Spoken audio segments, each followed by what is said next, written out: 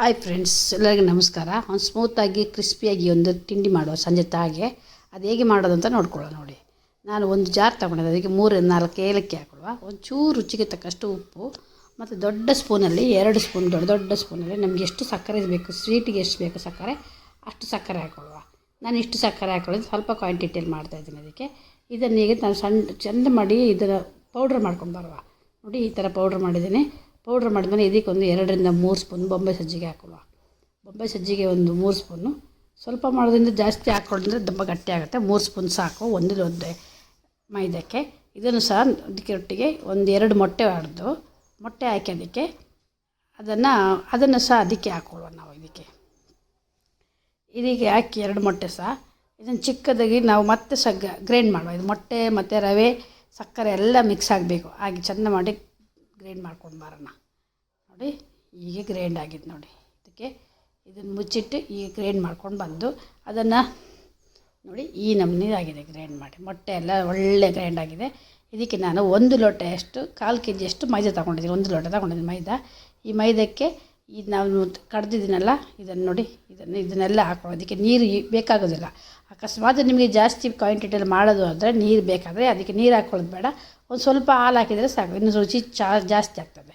ನೋಡಿ, ಇದನ್ನು ಚೆಂದ ಮಾಡಿ ಈಗ ಮಿಕ್ಸ್ ಮಾಡುವ ಫುಲ್ಲು. ಅದಲ್ಲಿ ನಾನು ಹಾಕಿದ ಕ್ವಾಂಟಿಟಿಗೆ ಅದು ಅಲ್ಲಿಗೆ ಅಷ್ಟೇ ಸಾಕು. ಅದಕ್ಕೆ ಬೇರೆ ಇನ್ನೇನು ಹಾಕ್ಲಿಕ್ಕೆ ಬೇಡ. ಅಷ್ಟಾಗಿ ಅದಕ್ಕೆ ಕರೆಕ್ಟಾಗಿ ಅಲ್ಲಿಗೆ ಮಿಕ್ಸ್ ಆಯಿತು. ಇದಕ್ಕೆ ನೀರು ಹಾಕುವಂಥ ಕ್ವಾಂಟಿಟಿ ಬೇಕಾಗಲಿಲ್ಲ. ಇದೀಗೆ ಆಗ್ತದೆ. ನೋಡಿ, ನಾನು ಹೀಗೆ ಅದನ್ನೇ ಮಿಕ್ಸ್ ಮಾಡಿದ್ದೀನಿ. ನೋಡಿ, ಅದೇ ನಾನು ಮೊಟ್ಟೆ ಹೊಡೆದು ಹಾಕಿದ್ದಲ್ಲ, ಮೊಟ್ಟೆಯಲ್ಲೇ ಆಗಿದೆ ಇದು. ಇದಕ್ಕೆ ಬೇರೆ ಎಂತ ನಿಮಗೇನಾದರೂ ಬೇಕಿದ್ದರೆ ಅದಕ್ಕೆ ಸ್ವಲ್ಪ ನೀರು ಸ್ವಲ್ಪ ಹಾಲು ಏನಾದ್ರು ಹಾಕ್ಕೊಂಡು ಹಾಲು ಹಾಕಿದರೆ ಸಾಕು ಅಂದ್ಕೊಳ್ತೀನಿ ನಾನು. ನೋಡಿ, 1 ಸ್ಪೂನ್ ತುಪ್ಪ ಹಾಕಿ ಚೆಂದ ಮಾಡಿ ಅದನ್ನು ಮಿಕ್ಸ್ ಮಾಡಿ ಒಳ್ಳೆ ಮಾಡಿ ಮುಚ್ಚಿಡು. 5 ನಿಮಿಷ ಮುಚ್ಚಿಡಿ. ಯಾಕೆಂದರೆ ನಾವು ಮೊಟ್ಟೆ ಹಾಕಿದ್ದೀವಿ ಅದಕ್ಕೆ ಸ್ವಲ್ಪ ಬೊಂಬೆ ಸಜ್ಜಿಗೆ ಹಾಕಿದ್ದೀವಲ್ಲ, ಸ್ವಲ್ಪ ಇದಾಗಲಿ ಅಂತ. ನೋಡಿ, ನಾನು ಒಂದು 5-10 ನಿಮಿಷ ಇಟ್ಟಿದ್ದೀನಿ. ಇದನ್ನು ತೆಗೆದು ಮತ್ತೆ ಸ್ವಲ್ಪ ಮಿಕ್ಸ್ ಮಾಡ್ಕೊಳ್ವ. ನೋಡಿ, ಇದು ಯಾಕೆಂದರೆ ಸ್ವಲ್ಪ ಅರಳಿದಾಗ ಆಗಿರ್ತದೆ. ಅದು ಸ್ವಲ್ಪ ಗಟ್ಟಿಯಾಗಿ ಹಾಕಿದ್ದು ಮಾಡುವ. ಇದೊಂದು ನಾನೊಂದು ಚಪಾತಿ ಮಣೆ ತಗೊಂಡಿದ್ದೀನಿ. ನೋಡಿ, ಚಪಾತಿ ಮಣೆ ತಗೊಂಡು ಅದನ್ನು 2 ಭಾಗ ಮಾಡ್ಕೊಳ್ವ. ಇದು ನೀವು ತೆಳುವಾಗಿ ಸಹ ಮಾಡ್ಬೋದು. ಅದು ನಾನು 2 ಭಾಗ ಮಾಡ್ಕೊಂಡಿದ್ದೀನಿ. 2 ಭಾಗ ಮಾಡಿ ಅದನ್ನು ಈಗ ಲಟ್ಟಿಸುವ. ನಾವು ತುಂಬ ದಪ್ಪ ಬೇಡ, ಮೀಡಿಯಮ್ ದಪ್ಪದಲ್ಲಿ ಇರಲಿ. ತುಂಬ ದಪ್ಪ ಮಾಡಿದರೆ ಬೇಯೋದಿಲ್ಲ. ಅದಾದಲ್ಲಿದ್ದರೆ ಬೇಗ ಬೇಯ್ತದೆ ಅಂತ ಇದನ್ನು ನಾನು ಈ ಥರ ಶೇಪಲ್ಲಿ ಮಾಡ್ಕೊಂಡಿದ್ದೀನಿ. ನೀವು ಯಾವ ಶೇಪಲ್ಲಿ ಬೇಕೋ ಆ ಶೇಪಲ್ಲಿ ನೀವು ಮಾಡ್ಕೊಳ್ಳಿ. ಸೈಡ್ ವೇಸ್ಟೇಜ್ ಎಲ್ಲ ತೆಗೆದ್ಬಿಡುವ. ನಮಗೆ ಒಂದು ಕರೆಕ್ಟಾಗಿ ಒಂದು ಆಕಾರ ಬೇಕಲ್ಲ, ಆಕಾರಕ್ಕೋಸ್ಕರ ಸೈಡೆಲ್ಲ ತೆಗಿತಾಯಿದ್ದೀನಿ. ನೋಡ್ಲಿಕ್ಕೆ ಚೆಂದ ಕಾಣಬೇಕಂತೇಳಿ ಇದನ್ನು ಆಕಾರ ಸೈಡಲ್ಲಿ ತೆಗೆದು ನಾನು ಅದನ್ನೊಂದು ಆಲ್ಕವ ಬರ್ತಲ್ಲ ಆ ಥರ ಒಂದು ಆಕಾರದಲ್ಲಿ ಮಾಡ್ಕೊಂಡಿದ್ದೀನಿ.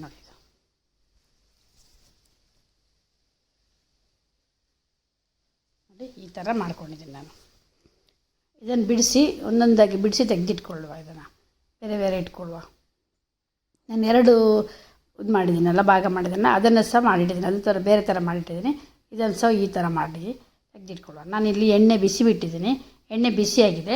ಅದಕ್ಕೊಂದು ಚಿಕ್ಕದೊಂದು ತುಂಡು ಹಾಕಿ ನೋಡಿದರೆ ನಮಗೆ ಎಣ್ಣೆ ಬಿಸಿ ಆಗಿದ್ದು ಗೊತ್ತಾಗ್ತದೆ.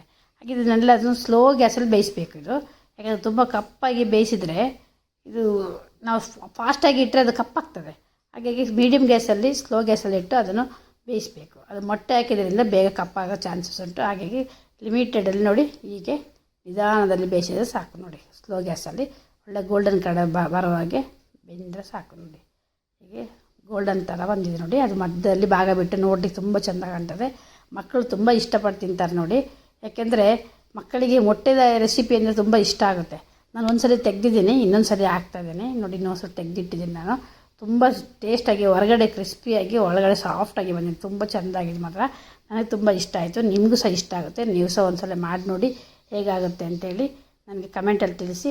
ಹಾಗೆ ಸಬ್ಸ್ಕ್ರೈಬ್ ಮಾಡಿ, ಪಕ್ಕದಲ್ಲಿರೋ ಬೆಲ್ ಬಟನ್ ಒತ್ತಿ. ಎಲ್ಲ ವಿಡಿಯೋ ನೋಡೋದಕ್ಕೆ ಧನ್ಯವಾದಗಳು. ಹಾಗೆ ನನ್ನ ವಿಡಿಯೋ ನೋಡಿ ಸಪೋರ್ಟ್ ಮಾಡಿ. Thank you for watching. ಎಲ್ಲರಿಗೂ ಧನ್ಯವಾದಗಳು. ನೋಡಿ, ಎಷ್ಟು ಚೆಂದಾಗಿದೆ. ಅದು ತುಂಬ ಒಳ್ಳೆಯದಾಗಿತ್ತು, ಟೇಸ್ಟ್ ಆಗಿತ್ತು ಮಾತ್ರ. ಹಾಗೆ ನೀವು ಸಹ ಮಾಡಿ ನನಗೆ ಈ ವಿಡಿಯೋ ನೋಡಿ ಸಪೋರ್ಟ್ ಮಾಡಿ. ಎಲ್ಲರಿಗೂ ದೇವರು ಒಳ್ಳೇದು ಮಾಡಲಿ. ಧನ್ಯವಾದಗಳು.